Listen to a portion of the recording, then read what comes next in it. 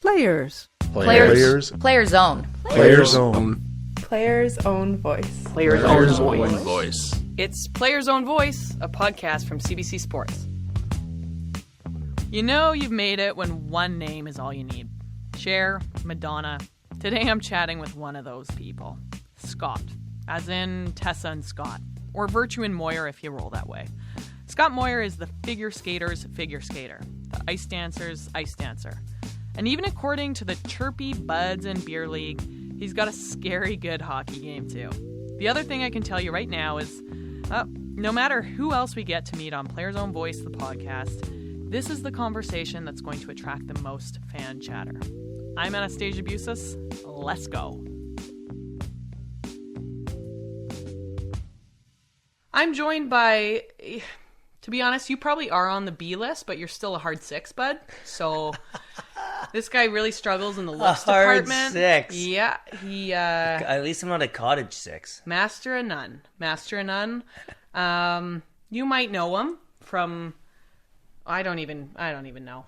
I'm with Scott Moir, all right? Full-time beauty. Stars on Ice? Stars My on reality TV show? Yeah, reality TV. Yeah, that was a big part. Yeah, I used to have people come up to me and say, "You were on TV." And then I'd be like, "Well, I also won and used to win." No, you were on TV. That's more important. Yeah. Yeah, television. But we can't cut them up that much. They're no. employing you now, you know? That's just the, hey, the way it goes. Ben Hebert said he wanted to be on this podcast. He wanted to be my co-host for this podcast. So maybe we can have a trio host. Dream big. Buddy, you're the most decorated Olympic figure skater in history, though. Like, how does that feel? Oh, it feels good because they added an extra event right as I was getting my last couple medals. So I felt like, the house was helping me out a little bit. But no, we were fortunate to have 3 games. I think that's what we look back on. And our biggest thing is we want to be a part of the Olympic team with our friends. And it was every single Olympic Games was different but magical. So that's what we look back at and smile. It's the medals are one thing, and having the team event really helped us be the most decorated Olympians of all time. I'm sure that'll be broken in the next 6 or 7 years. We probably should go in increments of 4 because the Olympics are only 4, 8, or 12. Yeah. Yeah. But yeah, it's going to be broken, I think. And either or, that's we're pretty proud of being a part of these Canadian Olympic teams. So we're what, like? How good was my math there? It was good. I feel bad for the listeners. It's because started the at Olympics, 6 or 7, yeah. then I went to 8 to 12. It's tricky. Sometimes it was every 2 years. Sometimes, my 10,000 hours definitely spent in the arena, not in math class. Okay, so you've had a whirlwind, though, obviously. Olympics, carrying the flag, Stars on Ice, now crazy hoopla with this new tour coming up. How are you doing, though? Are you happy? I'm good. I'm getting there. I've been so focused on being an Olympian for the last little bit. And then I always knew that I wanted to work a lot after the Olympics. We're lucky in figure skating that we get to do tours and we get to perform again for fans and kind of get that, reciprocal attention. Like we give it out, they give it back. It feels nice as a figure skater to have that, but it's time, I think. It's time to kind of start another chapter of my life, and that's very exciting. And I knew that. I think that's a good way to know that you've kind of lived your full athletic life when you're ready to turn the next chapter, and I feel like that's where I'm at now. And that can be very scary. I'm looking you in the eye, though, and saying it's the people in life that make it work, and you got a few good people in your life. I feel, no, that happens. It's because I'm excited by the question, but I think I'm less scared now than I was in 2014, and that's because I think I'm more connected with my why, as cliche as that sounds. That I hate the words coming out of my mouth, but it's the truth. I know what I want to do. I know what I'm passionate about, and honestly, I just follow that. In the crazy world of social media and trying to be famous, and I know what makes me tick at this point in my life, and I'm very happy with that. And I want to inspire the next generation of athletes, not just figure skaters. And I hope if I can inspire 1% to live what I lived, being a part of that Canadian Olympic team, and then I'm very happy with that. Where are you happiest then? That's a good question, and I don't think I know the answer to that yet. I know that I'm happy because I've been away from home so much, so I'm lucky to have two beautiful brothers that have wives that have blessed all of us with 5 different grandchildren, and I have very close cousins that have 2 other, what I consider my niece and nephew. So that's where I'm happy. I like being with the kids. I'm from a very small town. You know what it's like, and no one in my small town has ever treated me differently because I was an Olympic figure skater. I know that sounds crazy, but in the rest of the world, sometimes it feels like that, And in my hometown, I've been so lucky to have the support that I've had, and that's where I'm happiest. Right now, I know that I'm not sure if that'll run out or not. I love Montreal, but at the same time, the people from this community are so important to me, and that's why I want to do something to thank them. I mean, this is close to my heart. They've always been there for me, and that's huge. And every kid should have that opportunity, I think. Your brother's still in Calgary, though. Yeah, he is. He's coming home for the summer. So what, though? Are you going to move to Calgary? You're going to join the beer league hockey team with all the boys? God, I Gilly wish. and Lummer and wish. Ben Hebert. They were chirping you, buddy. They can chirp me all they want. Lummer can skate with me, at least. Ben said can't. Ben said your hands were terrible. Benny didn't even play that game that I was there. Okay? Ben got kicked out of his beer league team. Yeah, that's a big surprise. Yeah, who saw that coming? Yeah, just chirpity chirp, eh? Yeah. God. He's not afraid to mix it up, that's for sure. I was there during the Stampede in my first game, and we were enjoying the Stampede festivities for 3 days before, so I played really good the first 2 shifts, and then I wasn't feeling that great the last hour and a half of the game, so surprise. Ran out of steam. It happens to the best of us. You started playing hockey, though. I did, yeah. And so what drew you to figure skating? Was it Tess, or was it the competition? It was Tessa, for sure. I wish people could have seen me because I started in hockey. I wanted to be Joe Sakic. I wanted to win the Stanley Cup like many little boys do. Then my mom kind of tricked me because I couldn't skate. And if I wanted to be a good hockey player, I needed to skate. My mom coached skating, as many people know. So I went over, and I was a troublemaker. Like, I used to miss. The only goal I had the whole session was to make a snowball and throw it at as many girls as I could. Nothing has changed. Yeah, right? Exactly. Thank you. I'm 12 out of 10 gay, and you still throw snowballs at me. Yeah, exactly. It's not going to work, bud. It's not going to stop. Yeah, I'm not going to date you. But you never know. I'm never going to give up on you, and I'll never stop throwing snowballs. That's kind of what I live by. But at the same time, Tessa walked into my life, and that changed everything. And it was, at the beginning, it was because she was younger than me, jumped higher than me, skated faster than me, and that, for the first time in my life, I was pretty athletically gifted, I thought. That pissed me off. It really did. And for probably the first 2 years or 3 years, I just didn't want to be shown up by Tessa. In which case I was. And I would continue to be for another 17. But at some point that matured and changed into I just didn't want to let her down. And I know from talks that we've had that she felt the same way. That was our biggest fear, and we just wanted to be there for each other, and that really fueled us, and it's kind of powerful, and that's why everyone always talks about us dating and blah, blah, but we're proud of our partnership because we worked on that, and it is a relationship that's unusual, but at the same time there's a lot of real love there and care, and it's probably one of the most beautiful relationships in both of our lives. That is beautiful. I have to... Not as beautiful as our relationship. No, I was just going to say, do you know how many speeches I've done, like, just bearing my heart, talking about, being in the closet or mental health issues, and then I go, does anyone have a question? And lo and behold, now, like, literally 8.3 times out of 10, people will raise their hand and go, this is a little off topic, but is Scott and Tessa dating? No. And I'm like, no, because he's dating me. Yeah. No prenup. I wish. No prenup. I wish. But you know what? I want you to be happy too. Maybe we just don't have the right things to make each other happy. Well, you got chemistry. We do have chemistry. Yeah. I'm happy you brought that up. That's where I was going. I have a question, and this is me just selfishly wanting to know. When you get your heart broken, as every human being does, how do you train through that when your sport and your success is so dependent upon your relationship and your chemistry with your partner? Like, that's a good point. That's a great question. And I think the answer for me is not well. I had lots of times in my career when I didn't know how to handle my relationship with Tessa, and I had partners, life partners that didn't understand it, and I felt the pressure of that, and I took it out on Tessa, or vice versa.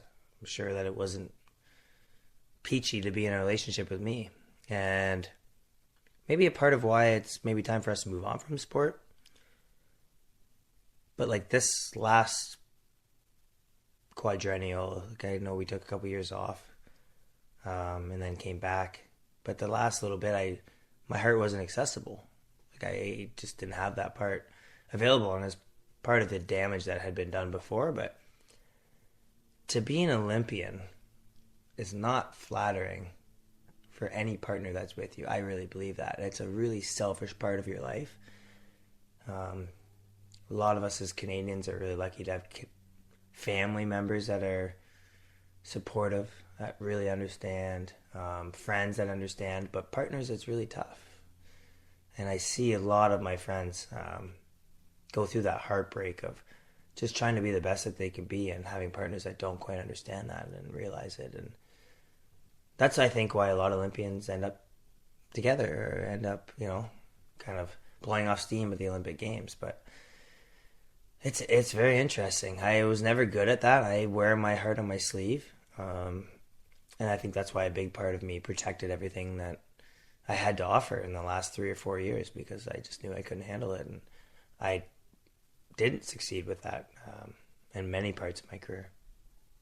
I've only ever dated athletes, and they've broken my heart every time. Really? Oh my God, my poor parents. It would never break your heart, first of all. I know. But, and that's the thing. Like, I know your parents, and they're amazing. And good, like, I don't know. My parents have allowed us to drink a lot of cheap beer in their backyard. Yeah. I will say that. They cheer people on for who they are as human beings. Yeah. Well, that's how you become such a beauty. And thanks, buddy. Yeah. There's no secret. But at the same time, it's like, that other part figures itself out, right? Like, you just... Yeah. It's hard to be an athlete and be in a relationship or be a functioning human being. Like, people don't understand that. That's why I think it's time for me to step away from the sport and self-reflection. Like, Tessa and I haven't made this decision formally, but like, I want to have a family and I want to move on, and I can't access that part of my life until I do. Would you be able to do shows? Good question. Is that a competition thing? We have to figure out this fall if we want to do shows. We've been like, this show career or show spring that we had was so fulfilling. We got to really connect with Canadians. We're hoping to do that a little bit in a show that we've produced and have some artistic vision, some creative control that we're excited about. We're hoping to use that and access that, and for it to be fulfilling, like the way competitive skating was. Scotty, you've skated for 5 million years. Yeah, at least. How many performances do you actually remember in your career? So that's a tricky question. How many do I remember, like, very specifically, second by second? Like, I remember a piece of almost every major performance I've done. But when you look back, I think I really believe that you romanticize about your performances and remember only the good parts. And that's why I like watching tape, because you can remember, like, in Vancouver 2010, our free dance, like, I was millimeters away from disaster in the first 45 seconds, and no one ever talks about that. Like, I was so close to hitting those soft boards, and my heel would have caught, and I would have been on my back. But the rest of it was good, really good. Kind of snapped me back in, and maybe I wouldn't have had that great performance if I didn't have that close to disaster moment. I don't know. But yeah, I don't remember a lot. Especially as a kid, I remember going for ice cream after, like, that's my whole sporting experience, but not a ton. What do you remember with your Olympic experiences? Like, what stands out? The team. And there's so many different ways I mean that. Like, the team, the figure skating team that I was with, In 2010, I just remember my support staff. I remember the Skate Canada team. They were so supportive. I remember Joanie, what she went through with her mom and how heartbreaking that was, and how I just remember the only thing I wanted to do was go to my parents after I won, and I can't believe that she had to live without that. And Sochi, I remember Patrick, I remember Chitty. We were roommates. We really shared something together. We both got second, and I'll never forget the kid came in and looked at me and said it was right there for me, and that broke my heart. I mean, I haven't really told very many people that, but I said to him, "You're the best in the world. It was always there for you. It was always going to be yours." And I really don't feel like he was put in the best position to win, and he didn't have the right team, and that broke. I just feel like we let down as a support team. We let down the best, probably one of the best talents to ever come through figure skating. Definitely my favorite skater of all time. And in 2018, I just remember the whole team, the Canadian Olympic team, every single member. We came back just to be a part of that team, and it was an honor. And then when we got chose to carry the flag, and looking back, I'll never forget Poulin's face when, like, how supportive she was. I thought she should have carried the flag, and she was just so happy, so supportive. Kingsbury too, all of our friends looking back and just seeing that team and how beautiful they were. It was the reason why we wanted to come back was just be part of that team. So to carry the flag for them was probably the biggest honor of our whole lives. You mentioned Pooh. God, I love her. I know. Who doesn't love her? Who doesn't? She makes me want to live in Montreal forever. Montreal's quite lovely. I miss it. And if I wasn't in love with you, I'd be in love with her. Yeah. I have that effect on a lot of people, to be honest. I feel sorry for her.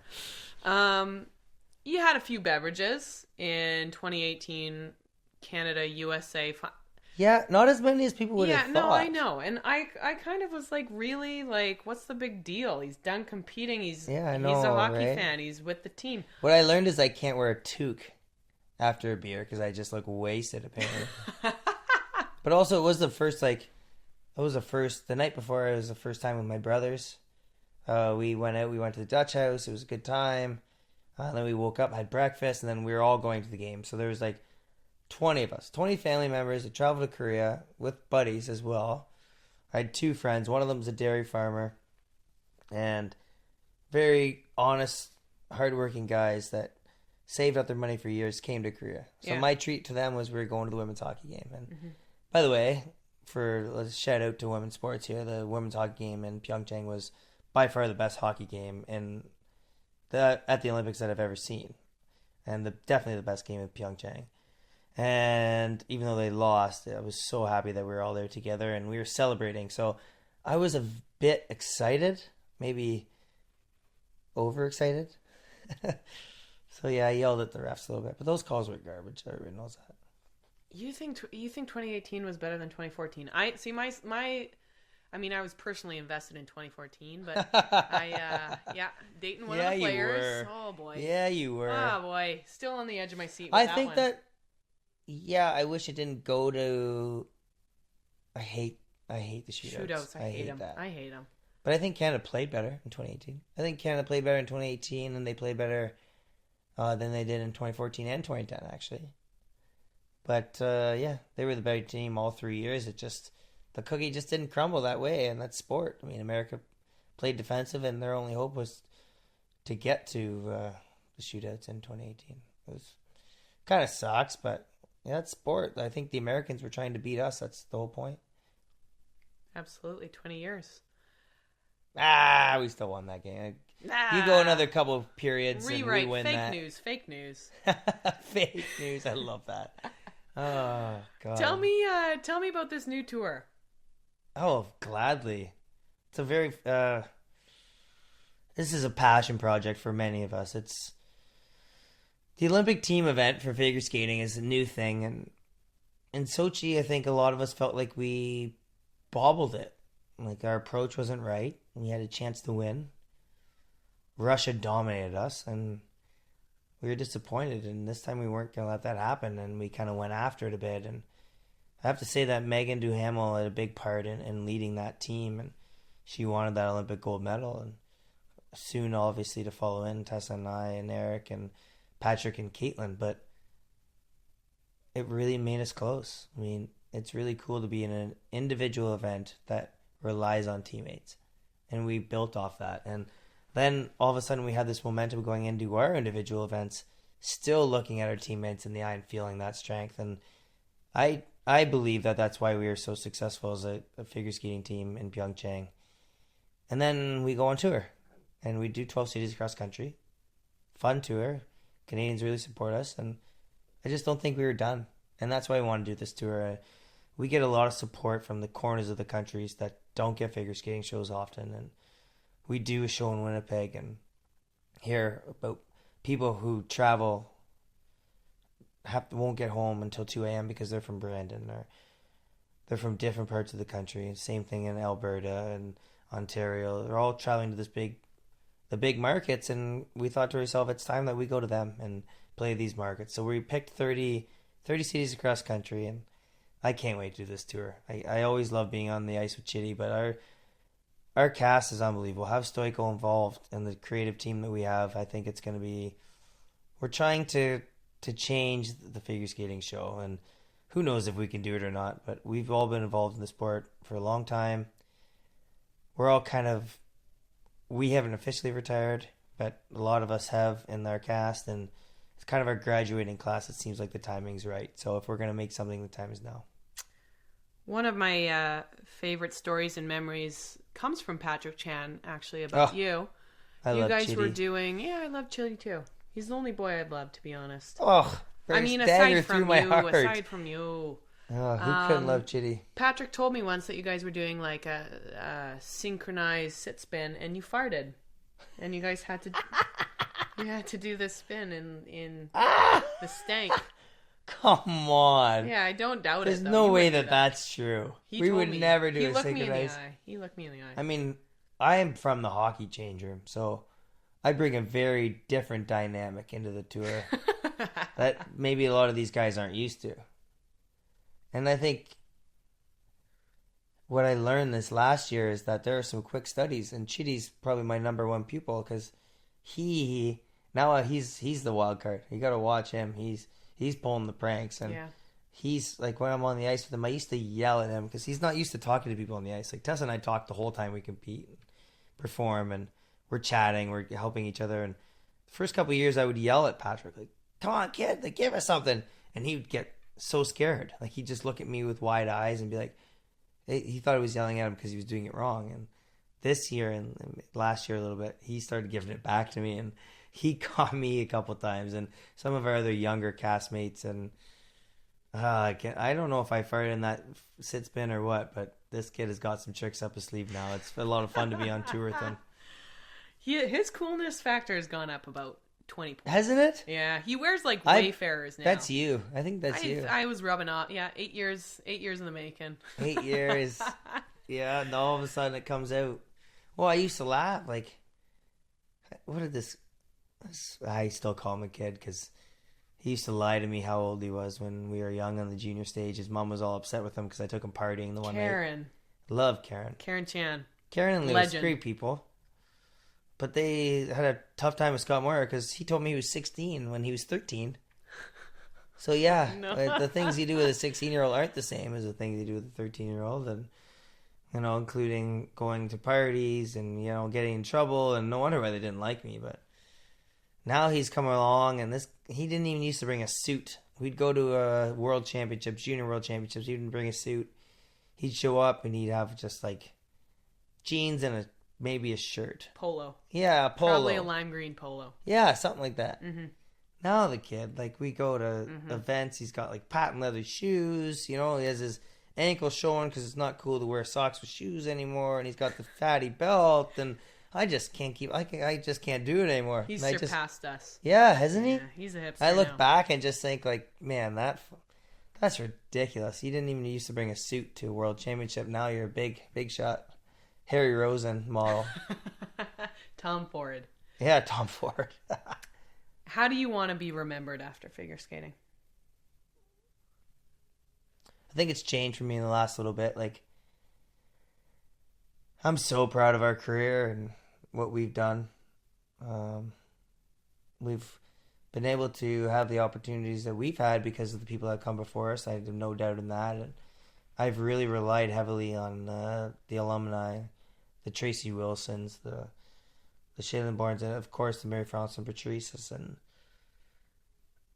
I mean, I hope that we're that for the next generation. I mean, I think we're trending the right way. And a lot of the pain that Mary Frances and Patrice went through, we didn't have to because they lived it and they knew the lessons to not go back down that path. And the way I want to remember it is helping the next generation.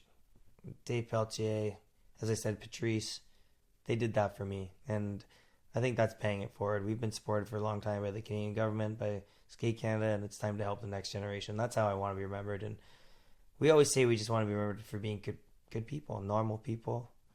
We might have figure skated, but I like to have a beer at the women's hockey game and have a good time and cheer on the people that I care about. And I'm a normal dude, normal figure skating, ice dancing dude. Does that exist? Normal beauty. I told you, 6 out of 10, buddy. 6.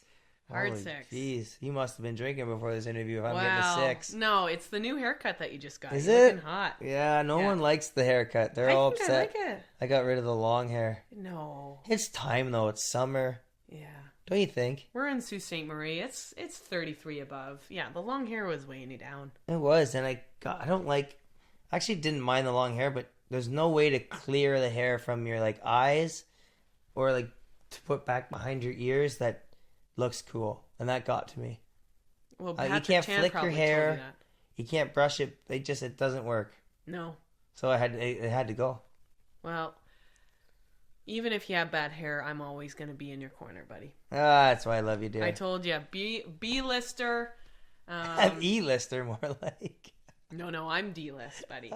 Master and none, but I am really a pure humanitarian. I'm a great person. Absolutely. Yeah, I'm a 2-time Olympian, no medals, but I really changed Canadian sporting landscape, eh? I think so. Thanks. That's a great. I love you.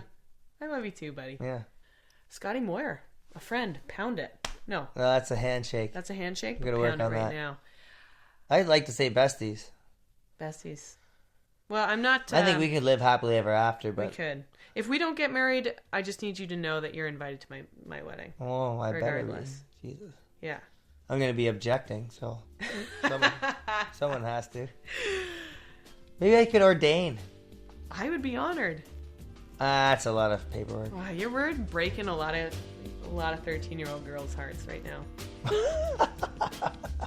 That's my demographic. Under 15 and over 65.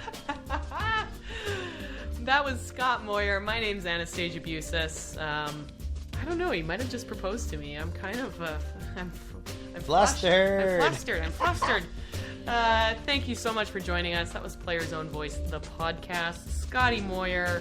He's won about 5 million Olympic medals. He's a great guy, good friend, timeless beauty. Love you. Full time. Love you. Love Peace. you, Canada. Scott Moir and I were chatting in beautiful Sault Ste. Marie on the banks of St. Mary's River. Please email your comments to us at playersownvoicepodcast@cbc.ca. Social media at CBC Sports and hashtag CBCPOV Podcast. I am Anna Stasher on Twitter and Instagram. Ken Wolf is the executive for the CBC Sports production. David Giddens is the producer. Thanks for listening.